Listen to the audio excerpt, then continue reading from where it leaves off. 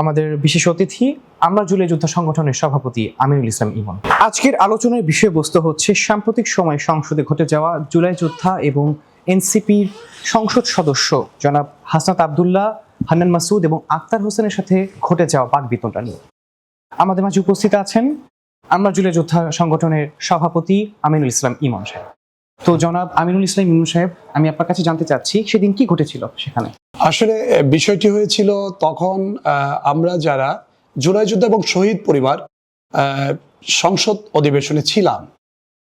আসলে আমরা তখন ওই দিনকে যেহেতু জুলাই বিষয় নিয়ে সংসদে আলোচনা হবে, সেক্ষেত্রে আমাদের যারা জুলাই যোদ্ধা এবং শহীদ পরিবার উপস্থিত হয়েছিলাম, আমরা ওই সংসদ অধিবেশনেই আমরা ছিলাম। তো আমাদের কাছে যেটা প্রতীয়মান হয়েছে যে বিএনপি, যেটা তারা সরকারি দল, এই জুলাই সনদ এবং শহীদ পরিবার এবং আহতদের জন্য প্রকৃত অর্থে তারা এই জুলাইকে বাস্তবায়ন করার জন্য যে যে পদক্ষেপ আছে সেগুলো তারা নিচ্ছে। সুতরাং আমরা এগুলো দেখে সন্তুষ্ট হচ্ছিলাম। আমরা শহীদ পরিবার এবং আহত জুলাই যোদ্ধা আমরা সন্তুষ্ট হচ্ছিলাম। আসরের পরে যে বিষয়টি হয়েছিল সেটা হচ্ছে যখন সরকার দলীয় সবাই চলে গেল, বিরোধী দলীয় সবাই চলে গেল বিরতিতে, ঠিক ওই মুহূর্তে তারা তিনজন উপস্থিত ছিল। তিনজন বলতে আমি একটু নাম মেনশন করতে চাই। এটা হচ্ছে এনসিপি থেকে যারা সংসদ সদস্য হয়েছেন, হাসনাত আবদুল্লাহ এবং হান্নান মাসুদ এবং হচ্ছে আক্তার হোসেন।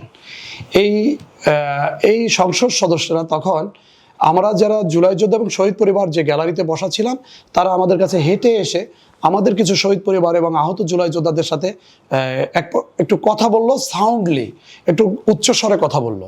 বিষয়টা এরকম ছিল যে সে শহীদ পরিবারদের এবং আহত জুলাই যোদ্ধাদের সে প্রথমেই জিজ্ঞেস করলো, আপনারা এখানে কেন? আপনারা তো রাস্তায় থাকবেন, আপনারা তো জানেন যে জুলাই যোদ্ধাদের এবং শহীদ পরিবার আপনাদের এই জুলাই সনদ বিএনপি মানে না, সুতরাং আপনারা রাস্তায় আন্দোলন করবেন, আপনারা এখানে কেন?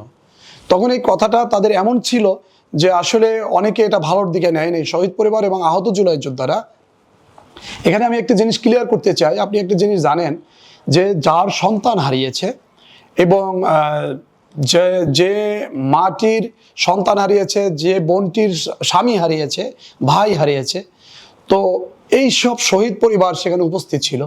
আহতরা উপস্থিত ছিল, যে আহতরা সম্মুখ সারিতে থেকে গুলিবিদ্ধ হয়েছে, এক চোখ অন্ধ, দুই চোখ অন্ধ এরকম, এবং একটি পাও নেই, একটি হাত নেই, এরকম জুলাই যোদ্ধারা যারা বাংলাদেশকে নতুন করে রিপ্রেজেন্টেট করে, যারা নতুন করে উপহার এনে দিয়েছে বাংলাদেশকে, যে বাংলাদেশ আমাদের 1971 সালে আমাদের পূর্বপুরুষ লাখো শহীদের বিনিময়ে অর্জিত বাংলাদেশকে এই গণ অভ্যুত্থানের মাধ্যমে আমাদের শহীদ এবং আহত জুলাই যোদ্ধারা, আমরা যারা নতুন বাংলাদেশ উপহার দিয়েছি, তাদের সাথে এমনভাবে আচরণ শুরু করেছিল যে ওখানের উপস্থিত শহীদ পরিবার এবং আহত জুলাই যোদ্ধারা বিষয়টি ভালোভাবে নেয়নি। তখন তাদের সাথে এক পর্যায়ে কথা কাটাকাটি হচ্ছিল।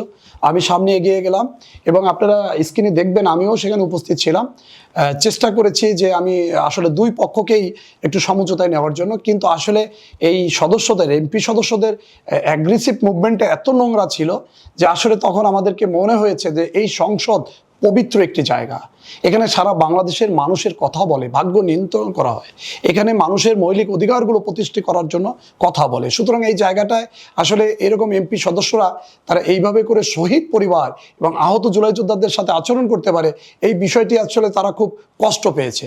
এক পর্যায়ে তাদের সাথে কথা কাটাকাটি হয়েছে এবং আমি খুব কাছ থেকে দেখেছি শহীদ পরিবার হান্নান মাসুদকে অনেক জেরার, একটি উকিলের যে জেরা, সেই জেরা চলছিল।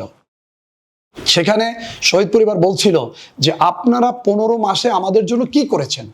প্রশ্নটা এমন ছিল যে আপনারা 15 মাসে আমাদের জন্য কি করেছেন? যখন অন্তর্বর্তীকালীন সরকারে আপনারা ছিলেন তখন তো আপনারা জুলাই থেকে উঠে আসছেন, সুতরাং আপনারা সংসদে এসছেন, আপনাদের তখন উপদেষ্টা ছিলেন, উপদেষ্টা থাকাকালীন আপনাদের পিএস, এপিএস বা আপনাদের সম্পৃক্ত যারা ছিল তারা বিভিন্ন জায়গায় লুটপাট করেছেন।